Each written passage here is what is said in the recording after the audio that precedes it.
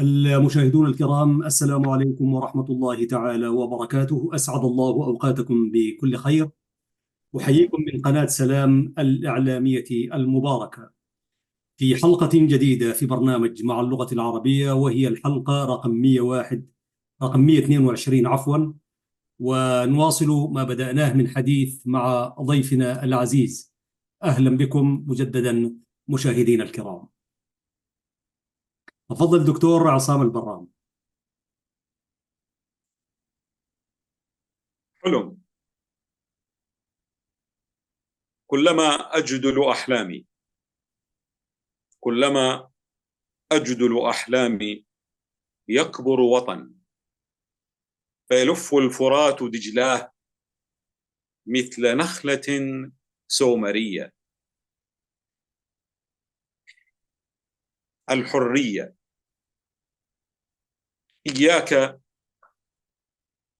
إياك أن تمسك بالحرية، فإنها لا تحتمل القيود. الروح.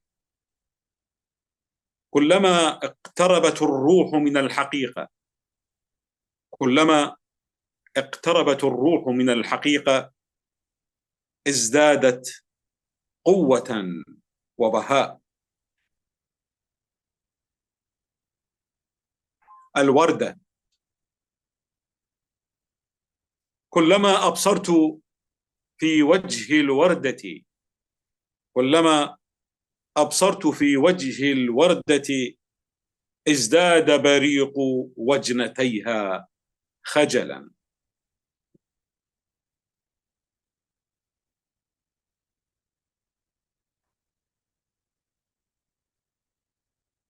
الماء.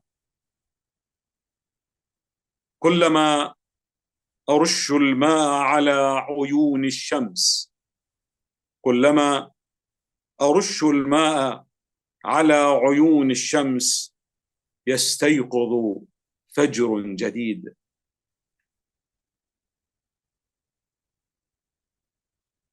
القمر. عندما أبصر لوجه القمر أشم فيه السكون. عندما أبصر لوجه القمر أشم فيه السكون، فأعمد نفسي بنوره. النار.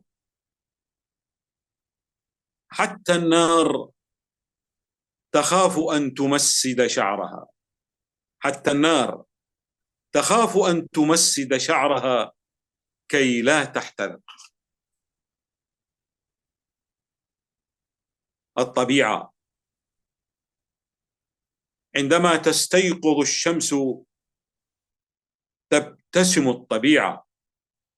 عندما تستيقظ الشمس تبتسم الطبيعة، وإن نامت حزن الجميع. حديث. كلما أقطف ثمار حديثك كلما أقطف ثمار حديثك يورق عندي نضج الكلام. الحقيقة هذه مجموعة وإن شاء الله نقرأ ما يمكن قراءته من مقاطع أخرى من الهيكل العربي تحديدا. طيب، نعم. أولا مشاهدينا الكرام، هذا هو الدكتور عصام البرام، الشاعر الناقد الإعلامي والأكاديمي والدبلوماسي. سعادة السفير، أهلا ومرحبا بك في الجزء الثالث من حوارنا الأسبوعي مع حضرتك. طبعا افتتحت لنا بنمط جديد من الشعر، وهو المعرف بالهايكو العربي. قبل أن ندخل إلى الهايكو العربي، ما هو التعريف العلمي لقصيدة الهايكو في الأساس؟ الحقيقة الهايكو هي كلمة لمصطلح ياباني كتب فيه الشاعر الياباني الآسيوي إيشو، وأيضا كتبه بعض الآسيويين في كوريا من الشعراء، وهو المصطلح ليس عربيا بالتحديد، ولكن أردت من خلال هذا المصطلح أن أبقي على مفهوم الهايكو، ولكن أضفت إليه بعبارة العربي، فأسميته بالهايكو العربي تمييزا عن مصطلح النص الشعري للهايكو الياباني أو الهايكو الآسيوي بشكل عام. الهايكو يعني هو مصطلح جاء من خلال تناغم القصيدة اليابانية أو الآسيوية كما أشرت للتغني في الطبيعة والتعامل مع الطبيعة والكتابة إلى الطبيعة والتفاعل مع الربيع والتفاعل مع الزهور وتفتح الأزهار. هذا هو النفس الطبيعي أو ما دائما كتب فيه اليابانيون في نص الهايكو. أما في مصطلح الهايكو العربي الذي قلنا أنه نميزه عن مصطلح الهايكو بحد ذاته، هي قصيدة عربية أو نصوص عربية مقطعية. نعم نعم مشاهدينا الكرام، أنتم مع حلقة في برنامج مع اللغة العربية من قناة سلام الإعلامية، وضيفنا هو العزيز الدكتور عصام حسين البرام، الدبلوماسي والشاعر والأكاديمي، وكذلك الباحث في الدراسات العربية والدراسات كذلك السياسية. هذه هي الحلقة رقم 122 من قناة سلام الإعلامية المباركة. نواصل معكم هذا الحديث مع الدكتور. تفضل دكتور. يعني إشارة إلى ما قرأنا هذه المقاطع من موضوع الهايكو العربي. الفكرة جاءت من خلال اطلاعي على ما كتبه اليابانيون وكل ما كتب أيضا في كوريا وفي بعض دول آسيا أيضا في هذا الفن الشعري يعني الجديد. أو ليس بجديد هو بحق يعني، ولكن له من القدم شيء ما. طيب دكتور، سؤال عفوا عن المقاطعة. دكتور، أنت لما كنت تقرأ كنت بتعمل أول أديتنا خلفية، قلت قصيدة الهايكو بتهتم بالطبيعة وبتكون موجزة ومركزة، ويكون في عنوان للقصيدة وبعدين للمقطع، وشيء يعني شيء في تناقض في الفكرة وزي الجناس وما إلى ذلك. يعني هل هذه هي فقط اللي بتقيف عليها ركائز قصيدة الهايكو في الأصل؟ بعدين حنجي للعربي والتعريب، وأنت رائد في هذه المدرسة. ففيما يعني ما هي القواعد التي يقف على أرضها قصيدة الهايكو؟ الهايكو الأسس أو القواعد مثل ما تفضلت أستاذ أحمد، هي قائمة على تقطيع شعري قائم على 11 أو 13 مقطع.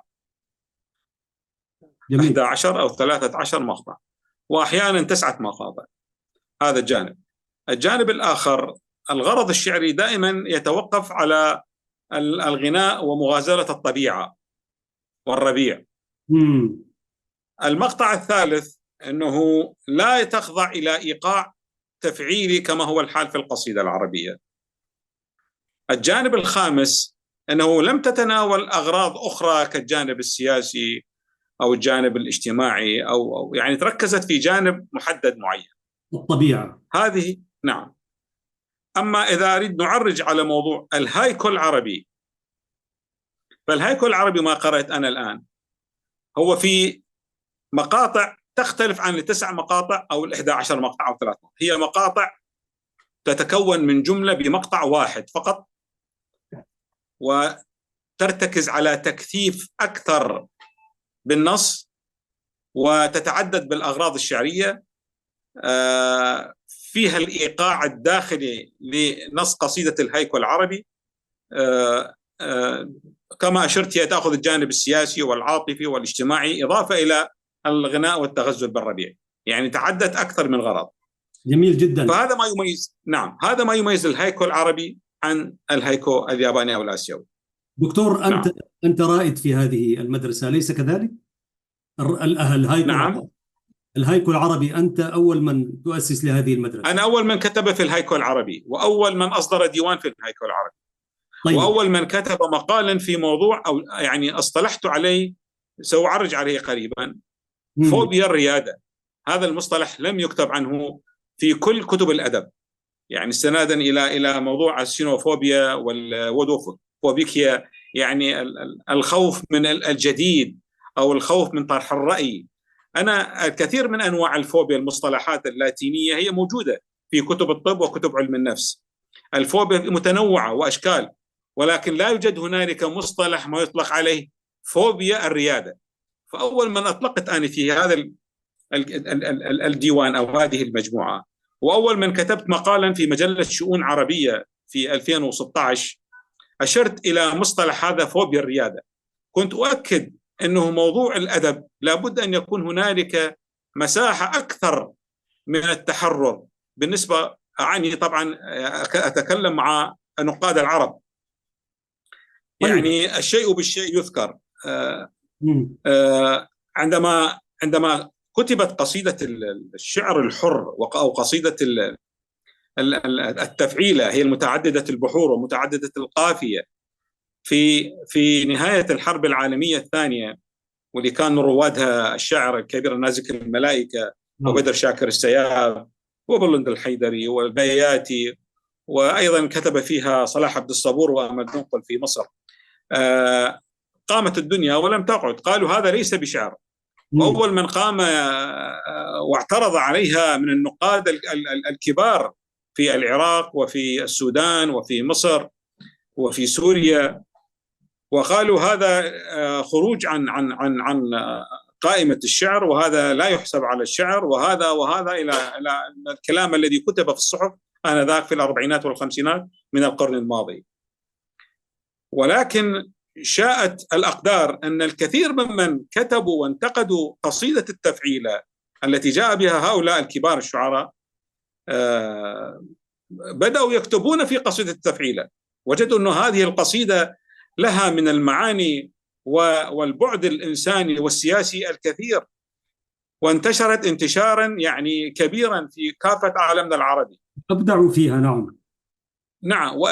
وإن كان طبعا من جاء بها وتتلمذ عليها عن طريق شعراء الغرب، يعني نازك الملائكة عندما درست في أمريكا هي تأثرت بأليوت وتأثرت بوايلد وتأثرت بالكثير من الأدباء تلك المرحلة أو قبل هذه المرحلة، فأرادت أن تقدم شيئا إبداعيا جديدا.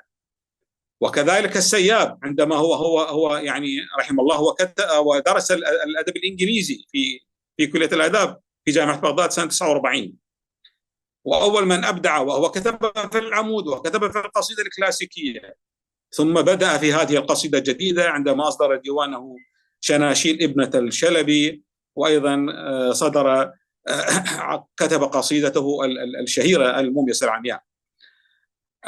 أنا من خلال ما أشرت إلى هذا الموضوع، وأيضا قبل أن أدخل إلى موضوع الهايكو وكيف كتبت هذا النص، في مرحلة السبعينات تظهر في عالمنا العربي قصيدة النثر الذي بدأ بها أيضا كتاب في السودان وفي لبنان، وأشهر من كتب فيها يعني أودونيس ويوسف الخال، وكتبها أيضا الماغوط في سوريا. فهذه القصيدة التي أيضا كانت تؤكد على التحرر من القافية والتحرر من العروض الفراهيدي والتحرر أيضا من المعنى والغرض السياسي الواحد، فكانت تؤكد دائما على المعنى الداخلي وعلى الإيقاع الموجود في الجملة الشعرية، وأن الشعر هو الشعر لا تفعيلة ولا عمود ولا نثر ولا سرد، ما يمتلك الشغاف القلب وما يؤثر في المتلقي وما يأخذ مساحة واسعة من التأثير لدى المثقف العربي. وحتى عندما ترجم إلى لغات عدة اكتسب يعني أهمية كبيرة، خاصة في بريطانيا عندما قرأوا قصيدة النثر العربية. إذن هو كل شيء جديد دائما هنالك تخوف من هذا الشيء. وأنا طبعا يعني أخاطب من خلال قناتك الكريمة وما عملت أيضا من حوارات في قنوات أخرى أنه على النقاد العرب إذا كانوا لا يمتلكون منهجا نقديا مستقلا عربيا لابد أن يعطوا المجال دون التخوف من أي نص عربي يتقدم، إن كان في مجال الشعر أو في مجال الرواية أو في مجال القصة أو حتى في مجال أسلوب المقال الحديث. اليوم بحكم الثورة التكنولوجية أصبح اليوم يسمى أدب أو تكنو أدب، يعني هذه الثورة الاتصالية الرقمية بدأت الآن أساليب من الأدب العربي تأخذ في المجال الرقمي عبر وسائل التواصل الاجتماعي. العقل العربي بما تمتلك هذه الأمة من قيم تراثية أصيلة، علينا أن نعرف كيف أن نقرأ التراث وكيف أن نستنبط من التراث القيم الروحية لنجد من خلاله شيئا جديدا على أن لا يبتعد عن الأصول الحقيقية للتراث العربي الإنساني. نحن نحافظ على التراث حتى لا نعطي مجال للعولمة أن تمحي القيم العربية الأصيلة في الفكر الإنساني العربي، فهو صاحب تراث زاخر منذ القدم، فضلا عن الحضارات الإنسانية التي جاءت وتركت هذا الكم الكبير من ملحمة جلجامش ونزولا إلى المرحلة التي نعيشها في الحال المعاصرة. أنا عندما قرأت الإبجرام وهي نصوص أدبية سردية للإغريق، كانت لي عندي مجموعة قرأتها منذ سنوات يعني، وثم لاحقا بدأت أن أقرأ الهايكو الياباني، وجدت أن هنالك أشبه يعني صورة متقاربة ليس دقيقة بالضبط بين الإبجرام الإغريقي وبين الهايكو الياباني. يعني شاءت ليس الصدفة وإنما نتيجة هذا التفاعل الذهني أو العصف الذهني الذي قرأته بين هاتين المدرستين أو بين هذين التراثين الآسيوي والأوروبي. وجدت هنالك لدي أنه يخرج نصا جديدا لا هو ينتمي إلى الهايكو الياباني ولا ينتمي إلى الإبجرام الإغريقي الأوروبي. فوجدت هذا النص الذي كتبته حاولت أن أقرب له مفهوم، يعني أنا كان بودي أن أعطيه تسمية أخرى، ولكن وجدت أنه لكي يقترب أكثر للمتلقي العربي أنه هو قرأ الهايكو الياباني أو قرأ الإبجرام الإغريقي، إنما هذا أسميته الهايكو العربي تمييزا عن هذا وعن ذاك. فالهايكو الذي كتبته أنا الهايكو العربي، الجملة يعني حصرا تكون الهايكو العربي، لأن لا أقول الهايكو، لأن إذا قلت الهايكو بمعنى أصبح يابانيا، فأقول الهايكو العربي لأعطي قيمة للتراث العربي وأهمية التراث العربي، وهو جاء أيضا من خلال اطلاعي واستيعابي لما موجود من قيم تراثية في بطون الكتب العربية من الجرجاني وابن المقفع نزولا إلى ما كتبه الكثير من النقاد العرب.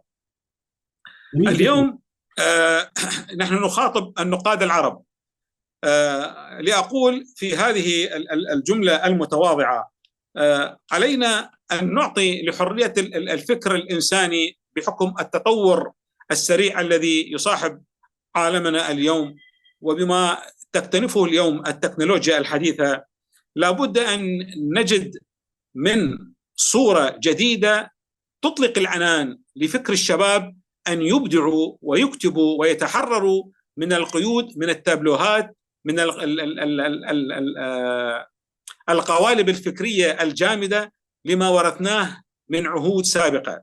هذه القوالب الجامدة يجب أن لا تكون يعني هي حدود أو أسجة أو عوارض تمنع الفكر الشاب المعاصر اليوم بما يكتب. اليوم بدأت الرواية الطويلة التي كتبها الأوروبيون، وهذا هو تراث غربي وليس عربي الرواية. اليوم بدأ الشباب العربي من المبدعين، أنا أقرأ لهم دائما أنه يقدم لنا روايات كما يسمى الرواية القصيرة، وكما أيضا كانت هنالك القصة وبدأت القصة القصيرة جدا، كما كانت القصيدة الملحمية، الآن بدأت القصائد الغنائية والسياسية، ومن ثم القصائد التي كنا نسميها في العصور السابقة الحوليات، التي كانت تكتب في الحول وفي السنة الكاملة. إذن بحكم الواقع الذي نعيشه، هي حركة الحياة حركة متجددة غير جامدة، يجب أن يكون هنالك تجدد بما يواكب الحضارة الإنسانية، ولكن بشرط. قبل أن تطرح سؤالك علي صديق أستاذ أحمد، أو ربما يطرحه المشاهد الكريم، لا كل متجدد أن يكون هو نسميه متجدد، أن نأتي يعني نخلط الغث بالسمين ونقول هذا هو إبداع. لا، أكيد أنا أعترض على هذا الشيء. أقول يجب أن تكون هنالك يعني مفاهيم يمزج بها المبدع بينما ما هو معاصر وبينما ما ينتمي إليه من تراث إنساني. عليه أن يواكب بين ما يطرحه من أفكار جديدة، أن ترتقي إلى عقلية الإنسان في المرحلة الراهنة.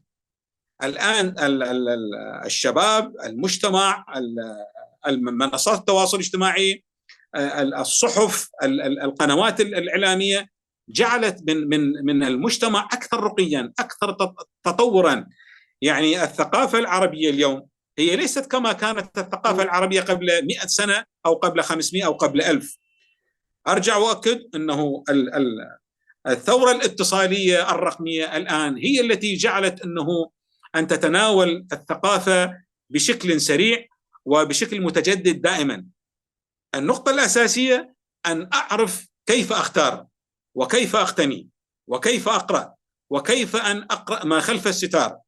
هذا من أين يأتي؟ من خلال اطلاعي أولا على تراثي الإنساني، ثانيا على أن أعرف بين ما يكتبه الغرب وبين ما نكتبه نحن العرب وبين ما يكتبه في أقصى الشرق. علي أن أكثر من الاطلاع عما يصدر من القراءات ومن الثقافات ومن الكتب، لكي أخرج بحصيلة فكرية جديدة أنتشي وأفتخر أن أكون هنالك مبدعا عربيا في أي مجال كان، في الأدب، في الفن. بالمناسبة على ذكر الفن، يعني اليوم شوف صديقي، الثورة التكنولوجية حتى دخلت في مجال السينما. موضوع الذكاء الاصطناعي الذي اخترق العالم اليوم، يعني بدأ يخرج لنا إبداعات فنية في مجال السينما، في مجال الموسيقى، في مجال الفن والنحت، في مجال الرسم في الفضاء على السماء. يعني هذه السرعة التقنية الاتصالية التكنولوجية بدأت تغزونا، ليس كما السنوات القرون السابقة، يعني كل 50 سنة، كل 30 سنة، كل 4-5 عقود نشعر باكتشاف جديد. الآن الحركة سريعة جدا جدا، يعني قد ما تتصور. فعلينا إذن أن نستوعب من خلال هذا الكم التراكمي الفكري الفني الثقافي، ونعرف كيف نخرج به بخلاصة فكرية إبداعية جديدة للمتلقي العربي. نعم. أنا أشكرك جزيل الشكر دكتور عصام البرام على هذا التوضيح المستفيض والنير، يعني وبارك الله فيك. دكتور عصام، متى بدأت عندك قصيدة الهايكو العربي؟ أنا بدأت في هذا الموضوع يعني تقريبا في بداية الألفية الثالثة، يعني بعد 2000 2001 وبعد مرحلة يعني أكثر من 20 عاما. بالضبط. أنا هذه المجموعة كتبتها خلال 5 سنوات. جميل جدا. المجموعة الأخيرة طيب التي دكتور، قرأنا منها. كيف ترى تلقي القارئ العربي، يعني موقفه من قصيدة الهايكو فيما تنشر أنت؟ وهل هناك شعراء آخرون يكتبون على قصيدة الهايكو العربي غيرك مثلا؟ يعني قلما من كتب في الهايكو العربي. أكثر ما يكتب الآن الشباب هم يكتبون على طريقة الهايكو الياباني، التقطيع 9 أو 11 أو 13 مقاطع. أما موضوع أنه طبعا أشرت أنا في البداية، كل شيء جديد هو غريب، لا يستسيغه المتلقي أولا. يجب أن يأخذ يعني فترة زمنية. أنا يعني عندما صدرت عندي هذه المجموعة. لا ترى أنا أكثر من 20 عاما أليس كافيا؟ لا، أنا الفكرة بدأت عندي تتبلور أكثر من 20 عاما، ولكن هذه المجموعة صدرت فيما بعد يعني منذ 6 سنوات.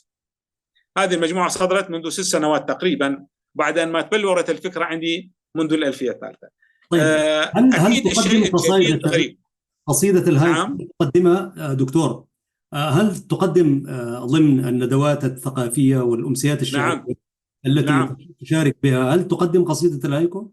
قرأتها كثيرا، قرأتها في بغداد وقرأتها في القاهرة في أكثر من أمسية، وكان هنالك يعني سجالا ثقافيا كبيرا بين مؤيد ورافض، بين سلب وإيجاب. ولا أخفيك أنا في 2016 يعني كان بعض النقاد منصفين معي، فمنحوني جائزة أفضل مثقف عربي في عام 2016. وين ده، في القاهرة دكتور؟ في القاهرة، نعم، في دار الأوبرا. ويعني الحقيقة أنا أبدا يعني أعتبر هذا الموضوع طبيعي جدا جدا، يعني كما هي ظهرت قصيدة التفعيلة كما قلت قبل قليل، نعم. وقصيدة دكتور، هل ممكن إنه قصيدة واحدة، هل هي تتكون من فكرة واحدة قصيدة الهيكل العربي، ولا في نعم، الهيكل العربي كل نص هو فكرة. كل نص هذا القصير هو فكرة، يعتبر يعني نصا مستقلا. يعني نعتبرها مثلا قصيدة الهيكو، يعني ممكن نعتبرها قصيدة كاملة وهي تتكون من بيتين 3 بالطريقة اللي قاعد تقراها فقط. يعني عندما أقول الحرية نص، هذا عنوان: إياك أن تمسك بالحرية، إياك أن تمسك بالحرية فإنها لا تحتمل القيود. هذا نص. خلاص، دي هذه المجموعة يعني هذه قصيدة. يعني أنت الآن في طائرة، في سفر، في سيارة، في قطار، ممكن بحكم هذه حركة اليوم السريعة أنت تمسك هذه المجموعة وتقرأها وأنت في الطريق ويخلص الكتاب وتشعر أنت في في مصطلح الومضة، قصيدة الومضة. نعم. نعم. نعم. ايش علاقته؟ ما وجه الفرق والتشابه بين قصيدة الهيكل العربي الومضة موجودة طبعا. الومضة من ضمن تكوين النص الهيكل العربي موجودة الومضة، ولكن هنا الومضة تكون أقصر وأبلغ وأشبه كما يقال الحكمة والوزدم يعني.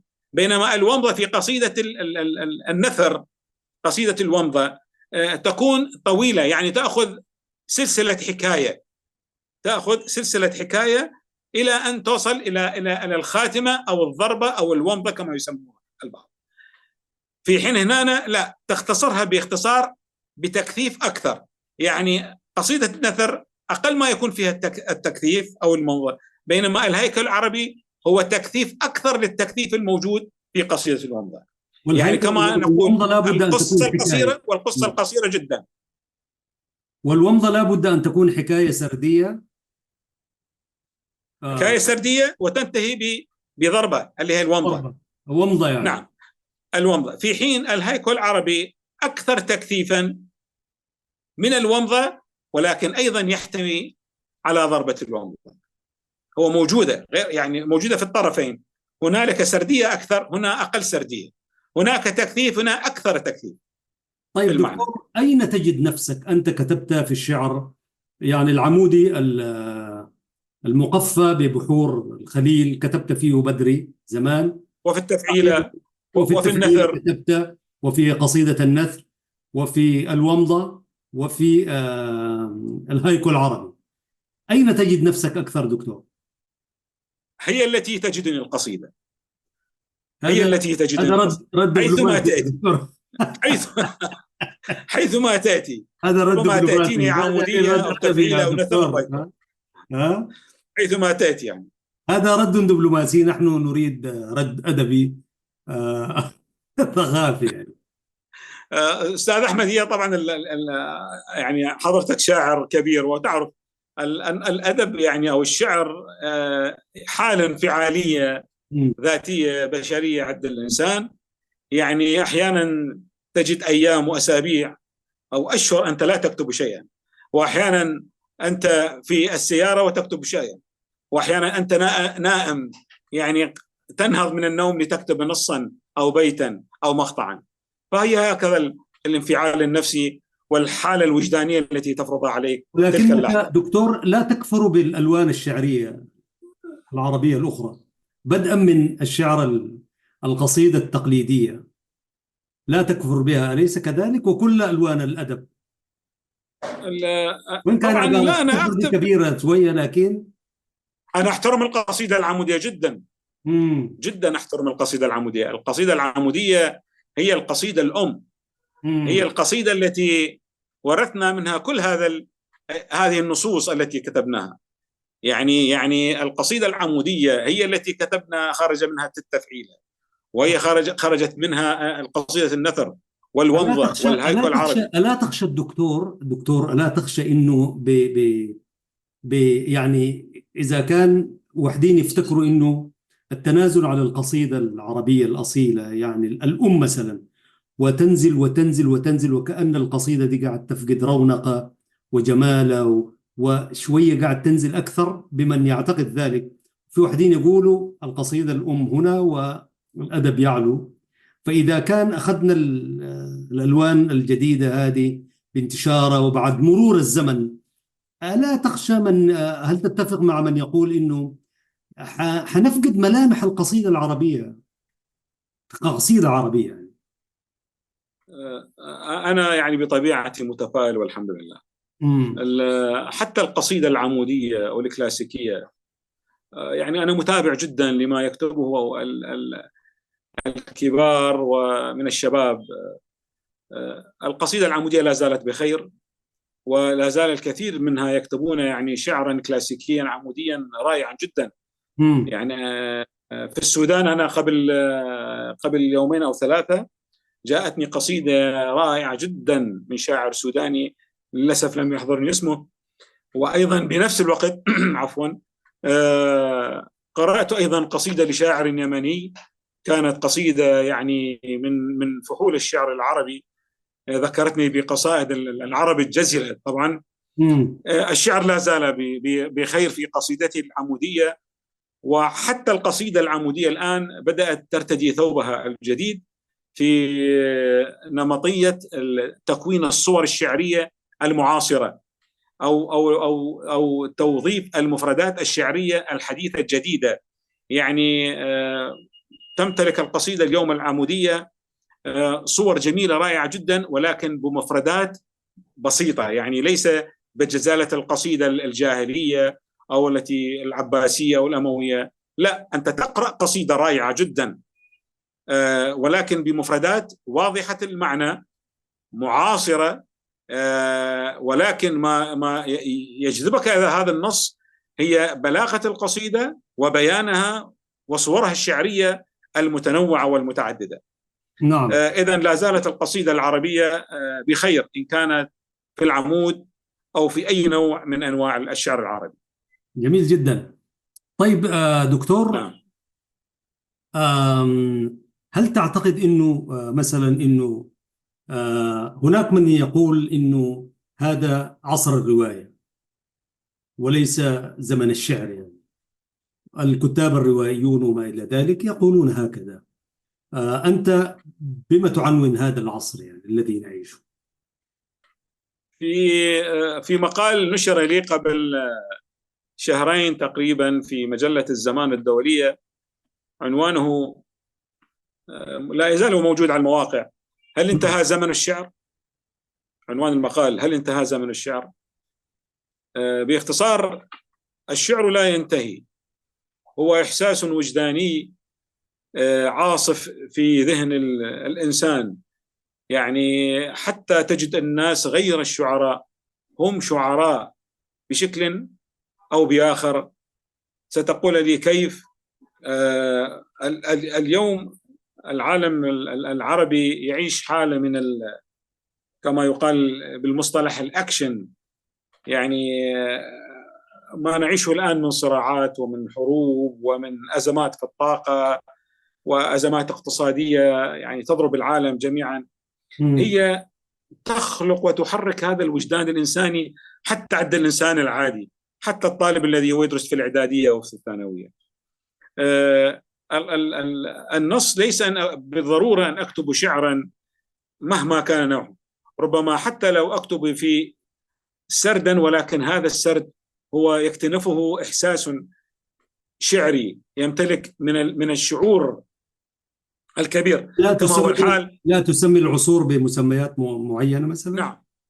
هذا عصر لا لا لا أبدا، يعني أنا موضوع أنه هذا يسمى عصر الرواية أو هذا يسمى عصر الشعر. الشعر صديقي أستاذ أحمد، الحقيقة ترى هذا موضوع عصر الرواية يعني هو مصطلح أطلقه الناقد الدكتور جابر عصفور في قبل فترة من الفترات، وبدأ الكثير من الرواد أنه يتناولون هذا الموضوع. عفوا. أما عصر الرواية أو عصر الشعر أو عصر الإعلام أو عصر السرد أو عصر القنوات الفضائية، هذه مسميات يأتي بها الناقد ويقولها ويتناولها الكثير من الناس، ولكن الناس بدأت تميل إلى كتابة القصة أو الرواية.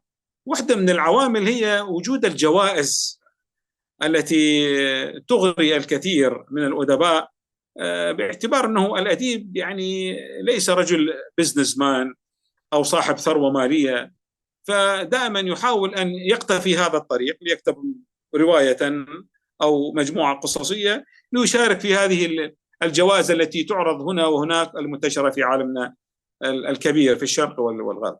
نعم. أما الشعر فهو يبقى ديوان العرب، وهو يبقى يعني المسرح الأول الذي تنبثق منه كل الفنون الأدبية. فإن كانت القصة والرواية هي تراث غربي، يبقى الشعر هو تراث إنساني عربي، ويبقى له خصوصيته وقيمته الإيقاعية الموسيقية عن بقية النصوص الشعرية في كل العالم، إن كان في أي بلد أجنبي أو أعجمي آخر. لماذا؟ فلغة العرب، اللغة العربية، لغة القرآن الكريم، هذه اللغة التي تكتنزها دائما الموسيقى الداخلية في الجملة العربية التي قلنا في لقاء سابق. نحن لا نثير هذا الموضوع أنه هذا عصر الرواية أو هذا عصر الشعر. أنا أختلف مع هذه العصرنة كما يقال، وإنما أؤمن وأؤكد أنه للشعر إن كان له ليس فسحة من المجال هذا الوقت، سيأتي وقته اللاحق قريبا عاجلا، وهذا ما أبني عليه في يعني تفاؤل القادم. جميل جدا. دكتور، لا نزال معك في برنامج مع اللغة العربية من قناة سلام الإعلامية المباركة. هناك من يكتب بالفصحى وبالعامية التي الجغرافيا التي ينتمي إليها، وإن كان أنا بالنسبة للشعراء أقول الشعراء لا أوطان لهم، هم إنسانيون كده، يعيشون في أجواء لا يعيشها كل الناس. وبناء على المقولة وبيت الشعر للعقاد: خذوا دنياكم وهذه فدنياواتنا كثر. شعراء نشيل دي الجغرافيا المحدودة دي فدنياواتنا كثر. دكتور، هل تكتب بالعامية العراقية؟ يعني للأسف يعني لم أكتب شعرا في العامية. يعني أنا أعشق العامية، ولكن أعشق النصوص السياسية تحديدا. يعني الشعر السياسي في الشعر العامية العراقي لكباره أمثال مظفر النواب، ويعني يكتبون شعرا رائعا جدا بمعنى الكلمة. فأنت تميل تكتب إلى الفصحى أكثر؟ أميل إلى القريض وإلى الفصحى، ولكنك نعم. برضو أحترم الشعر الشعبي أو الشعر العامي لكل بلد. نعم. نعم، جميل جدا. دكتور، في الأحداث يعني مثلا المناسبات، باعتبار أنه نحن نعيش عصر السرعة، والناس ما مستعدة تسمع كلام طويل، والناس ما لازم تديها حاجة سريعة كده بتاع. هذه المقولة في الإبداع، يعني إذا الإبداع التزم بحاجة سريعة كده تيك أواي وسريعة كده والنشرة لازم تكون مختصرة وما بعرف المقابلة لازم هناك، ألا يقضي على رونق الأدب ومكانة الأدب؟ يعني بمعنى شنو؟ يعني إذا أخذنا هذه المقولة مثلا، هنالك كتب فكرية وكتب حتى الكتب العقدية وأشياء كثيرة. يعني بهذه المقولة الناس ما حتخش على أشياء كثيرة يعني فيها قدر من يعني لابد أنه تديها زمنك وهكذا. فمقولة أنه العصر يحتاج عصر السرعة وكده، ولا بد الحاجات كلها تكون سريعة، ألا تأتي هذه المقولات خصما على الإبداع من حيث هو إبداع؟ أكيد، أكيد ومتى طبعا. كان الإبداع بالكثرة وبالقلة وما إلى ذلك؟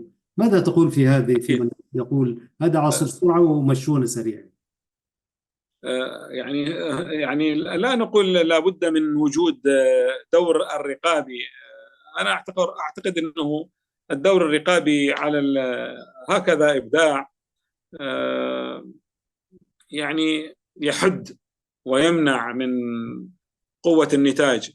ولكن أتفق مع حضرتك، يعني النصوص الإبداعية مهما كان نوعها لابد أن تكون تمتلك الخصائص والعناصر التي تؤهلها أن تكون بمستوى أن نطلق عليه نصا إبداعيا، ولا كيف نقول عليه إبداع؟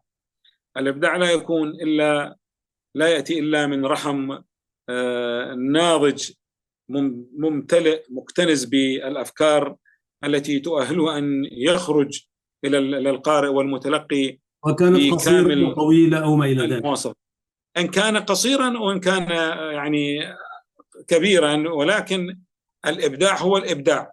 أما أنه يكتب على عجالة أو يكتب كيفما يشاء أو يحاول أنه بعض وسائط النشر أو وسائل النشر السمعية أو الإذاعية أو عفوا المرئية والمقروءة أن تنشر لما هب ودب، هذا يشكل يعني للأسف يعني تأثيرا سلبيا على الطرفين، على وسيلة النشر التي تقوم بنشر هكذا، وتؤثر على الكاتب نفسه، يعني سوف لا تكون له إمكانية. يقول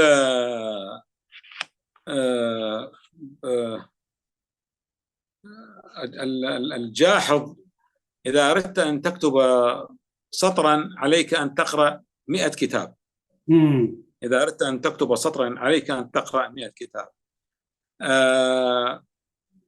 والكلمة يجب أن لا تخرج يعني من فيه الإنسان إلا إذا أن تكون قد تخمرت الفكرة في ذهنه لتخرج كلماته أو كتابته على الورقة ناضجة كاملة يحسن أكلها كما يقال.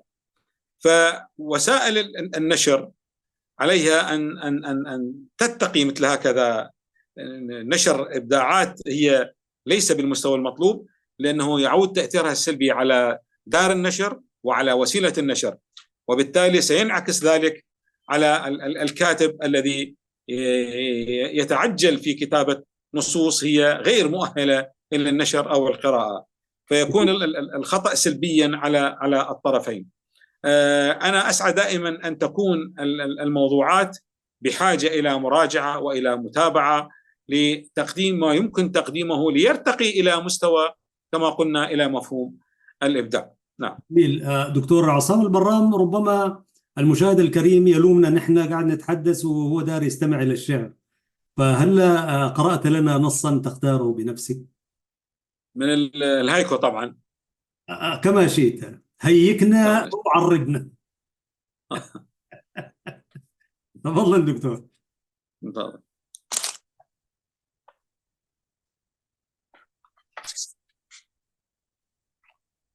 هذه قناة سلام الإعلامية المباركة وحلقة في برنامج مع اللغة العربية. تفضل دكتور. الطوفان.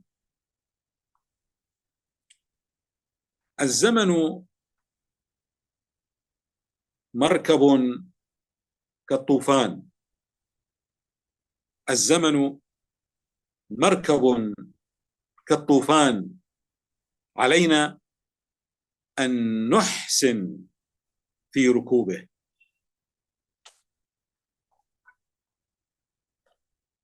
وجود.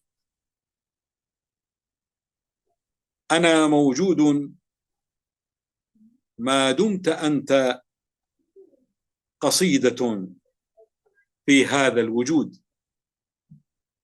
أنا موجود ما دمت أنت قصيدة في هذا الوجود.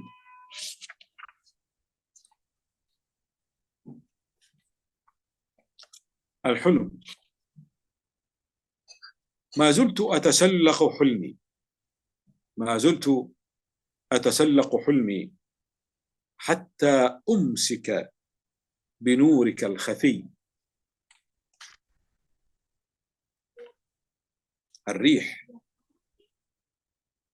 كلما أشعلت الريح، كلما أشعلت الريح وقود الذكرى أطفأه ظلك المديد.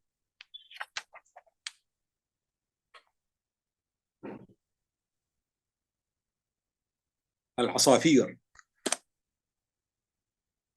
كلما تستيقظ الأشجار، كلما تستيقظ الأشجار تشاكسها العصافير فجرا لتعطر نفسها بندى الفجر.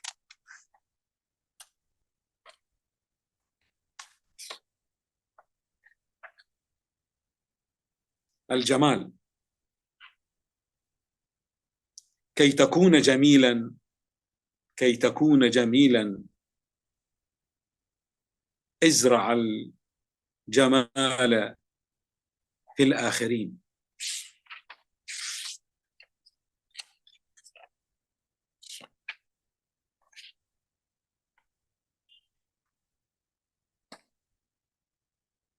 قطرة عطر. كل ما في قلوبنا من قطرة عطر، كل ما في قلوبنا من قطرة عطر يولد فينا مدنا وأساطير. الشمس. خيوط الشمس، خيوط الشمس وحدها التي ترتقي أرواحنا كي ترسم لوحة النهار.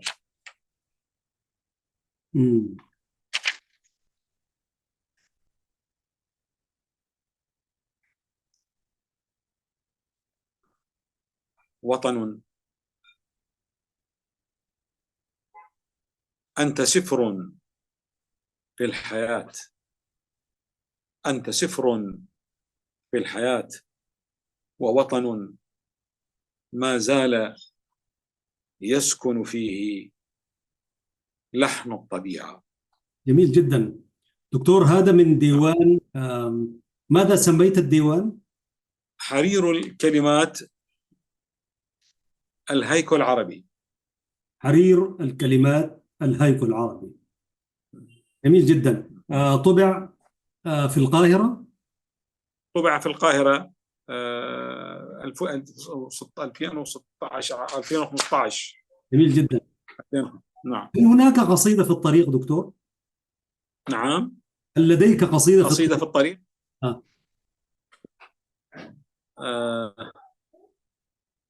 في هذه الأيام؟ كل الميناء في داخل. نعم والله أنا كاتب، بس إذا تسمح لي. جميل. بس تفضل، تفضل دكتور. نص نقوش على جسد نخلة عراقية، وطن مراق، وطن مراق يسافر في المدى وتشد في أبوابه طرقا وأغصانا وخارطة ليس على أعتابها وجه اعتناق، فأرضه نهر وموسيقى وطفل عالق يرسم أديم ظله في تربة العراق، وطن تلوذ به الرياح بلا هواء ويشم عطر فراته قلم يدون نهره تأريخا يقاسمه العناق، جعلوا له لغة تبلل حرفها، تتحدث الشعر ويدفن سرها، تنزف للناس وردا نازفا في الريح تهتف والسماء أنينها، تزف للجرح ابتسامة صمتها، فتغادر الطرقات عرسا يشد سرابها،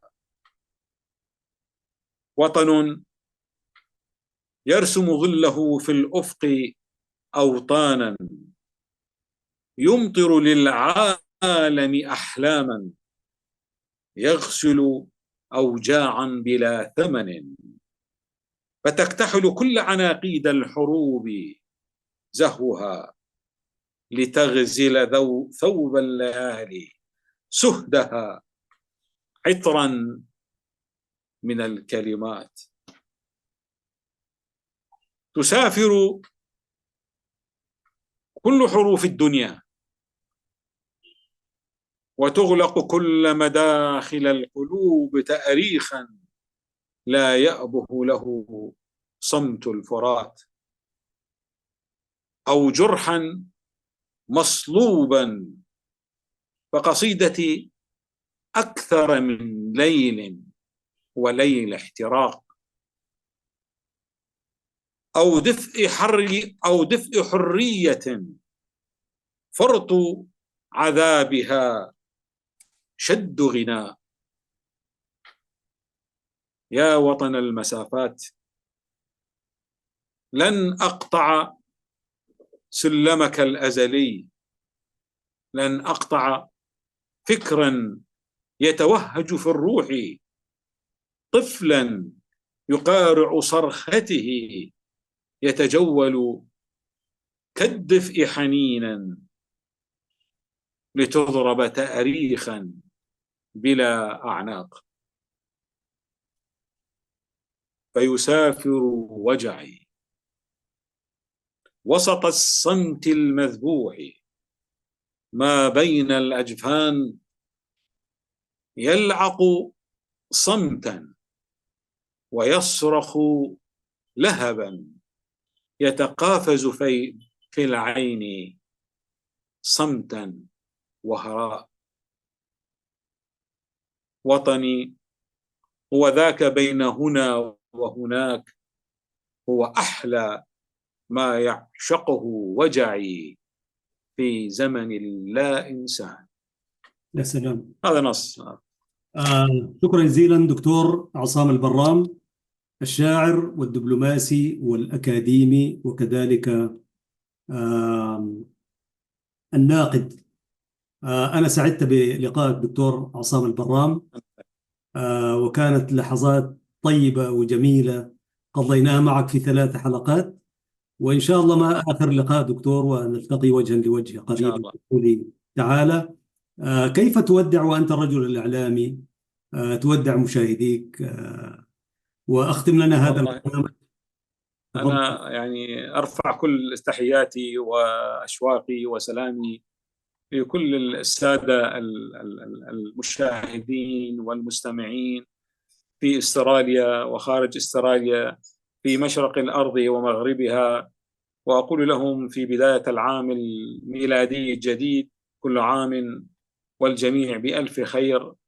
ونسأل الله العلي القدير أن يكون هذا العام عام خير وسعادة واطمئنان ورخاء لكل الناس في هذه الأرض، أن يكون العطاء والخير يعمها بإذن الله تعالى. شكرا لك صديقي الجميل أستاذ أحمد لهذا الحوار، إن شاء الله أن يكون مثمرا للآخرين وللمتلقين جميعا، وإن شاء الله نلتقي في لقاءات أخرى بإذن الله تعالى. شكرا لحضرتك وشكرا لقناة السلام. تحياتي لكم جميعا. جزيد خيرا وممنونين لك دكتور العزيز الفاضل الصديق المحترم. يقول الحق سبحانه وتعالى في محكم تنزيله: لسان الذي يلحدون إليه أعجمي وهذا لسان عربي مبين. صدق الله العظيم. برنامج مع اللغة العربية يأتيكم من قناة سلام الإعلامية المباركة أسبوعيا، من إعداد وتقديم محدثكم أحمد شريف. تحياتي والزملاء العاملين، السلام عليكم ورحمة الله تعالى وبركاته.